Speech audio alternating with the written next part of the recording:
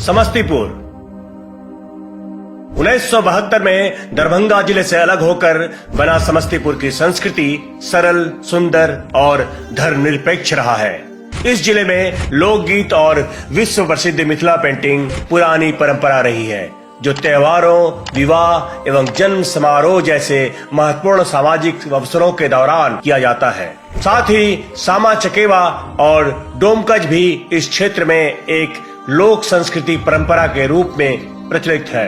भात, दाल और आलू चोखा यहाँ के लोगों के लिए सबसे स्वादिष्ट भोजन है। पुरुषों के लिए धोती कुर्ता और महिलाओं के लिए साड़ी और सलवार कुर्ती पहनना यहाँ की नियमित पोशाक है।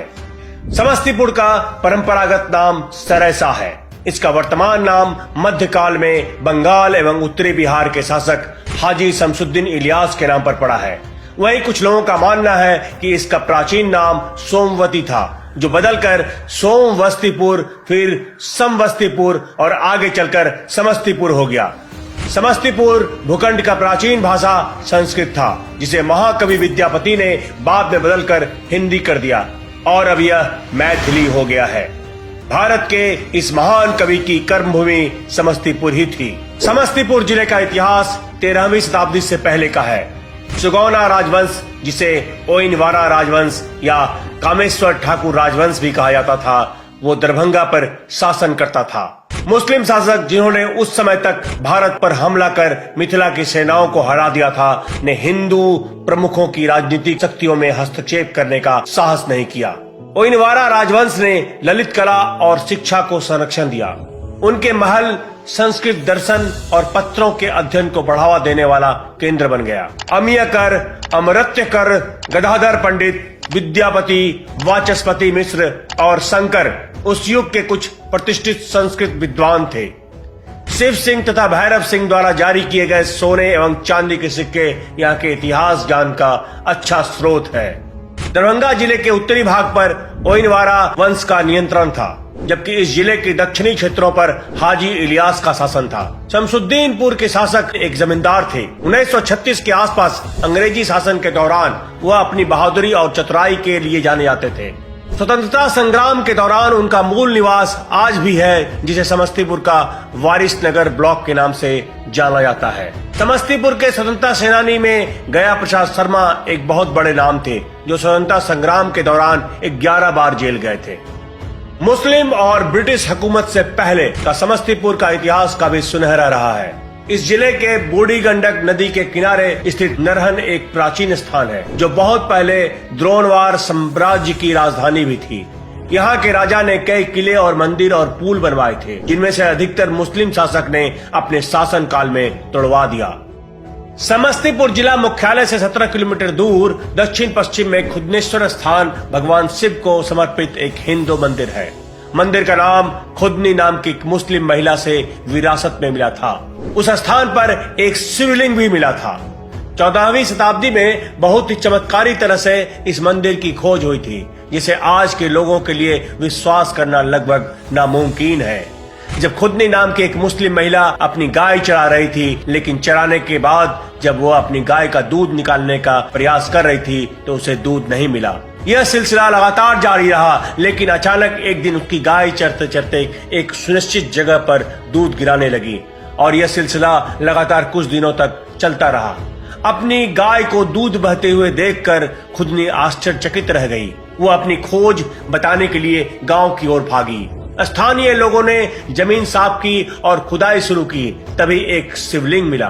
खुदनी के इस खोज और इसका रखरखाव करते करते वो भगवान शिव का भक्त बन गई। इसके इस स्वभाव के चलते उनके देहांत के बाद उनके पार्थिव शरीर को इसी मंदिर के बगल में 1 गज दक्षिण में दफनाया गया। उसी समय से इसे पर्यटकों के लिए हिंदू मुस्लिम एकता का एक केंद्र भी माना जाने लगा।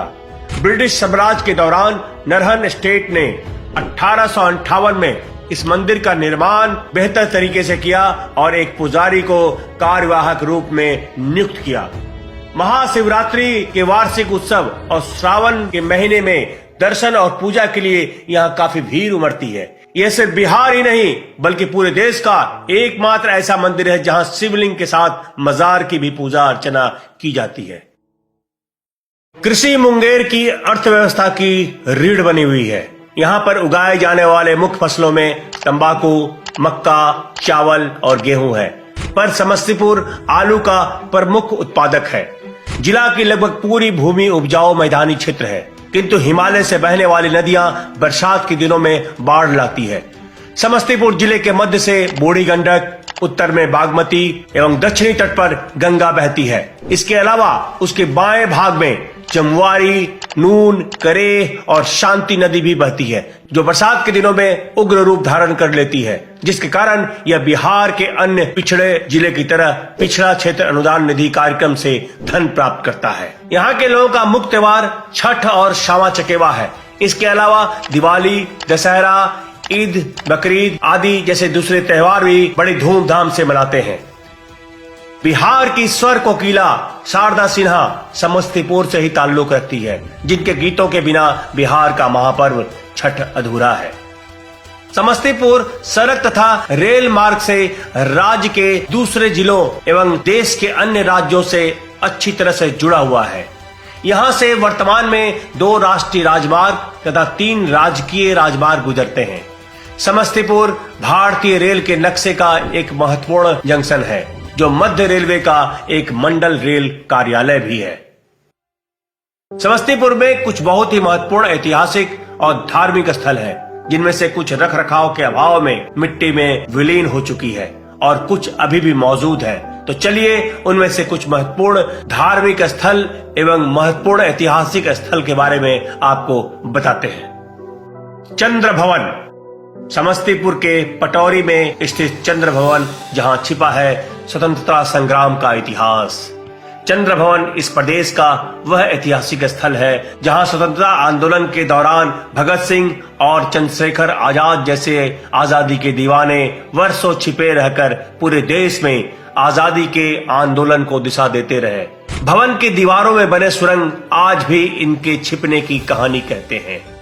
निषादों की तीर्थस्थली बाबा अमर सिंह स्थान पटौरी बाजार से लगभग 5 किलोमीटर दक्षिण पूर्व में अवस्थित है। निषादों की राष्ट्रीय तीर्थस्थली बाबा अमर सिंह स्थान सिउरा ग्राम में अवस्थित इस स्थान की महत्ता 16वीं शताब्दी से लगातार बढ़ रही है। जब इस क्षेत्र में गंगा की विनाशकारी बाढ़ आई थी, तो अचानक एक जटाधारी साधु प्रकट हुए और उनकी आराधना से गंगा का पानी उतर गया। दंत कथाओं के अनुसार बाबा जिस जहाज से यहाँ आए थे, वो आज भी मिट्टी में दबी पड़ी है, जिसकी जंजीर समीपस्थ कुएं में देखी जा सकती है। यह मंदिर उसी जहाज के ऊपर स्थित है। मंदिर में कोई प्रतिमा नहीं है तथा श्रद्धालु मंदिर में बने एक छेद में दूध डालते हैं।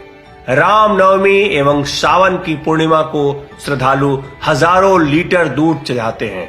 यह दूध कहाँ चला जाता है, किसी को मालूम नहीं। मंदिर परिसर के चारों ओर सैकड़ों साल पुराना विशाल वट वृक्ष भी है। इसके अलावा खाटू श्याम मंदिर, मोहिद्दी नगर का किला, निरंजन स्थान, जमा मस्जिद, थानेश्वर स्थान मंदिर, जटमलपुर, मां सती का मंदिर जो 500 साल से भी अधिक पुराना है, ये सारे यहाँ अवस्थित हैं। वर्तमान समय में समस्तीपुर जिला अपने ऐतिहासिक महत्व, प्राकृतिक सुंदरता, कृषि उत्पादकता और आर्थिक गतिविधियों के साथ बिहार के समग्र विकास और वृद्धि में महत्वपूर्ण भूमिका निभाता है।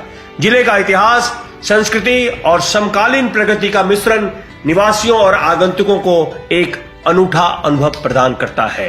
तो ऐसे ही बने रहें मैं बिहार हूं के संग। हम लाएंगे एक नए जिले की कहानी अगले अंक में।